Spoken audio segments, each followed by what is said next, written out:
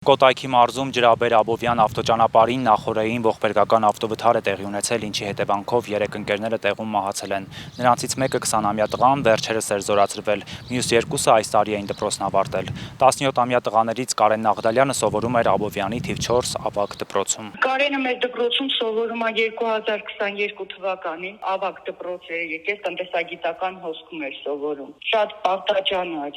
խելոք, համեստ տղա է, ես ուղղակի իր մասին չգիտեմ, չեմ էլ կարողանում հիմա իր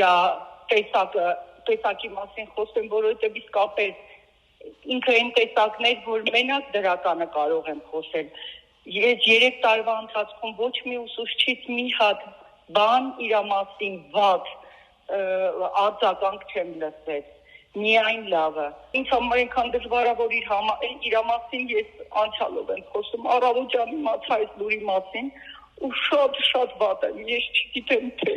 սա ինչ դեպքեր, ինչից են բան եղավ։ Լսեցի, որ այդ մի տղան էլ նոր էր եկել բանակից, իր ընկերներ, մանկության ընկերներ։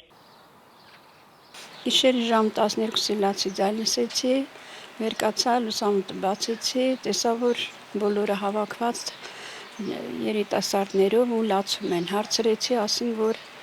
գորնա, վթարի ենթարկվել, մահացել է ու շատ ցավալի էր, մինչև լույս լացում էինք, Կարենը հետն է եղել, նաև եղել է մի հատ զինվոր 20 տարեկան, որ զորացրվել է, գնացել են դիմավորեն ու այդ դեպքը պատահել է։ Տղաները երկուսն էլ 17 տարեկան էին,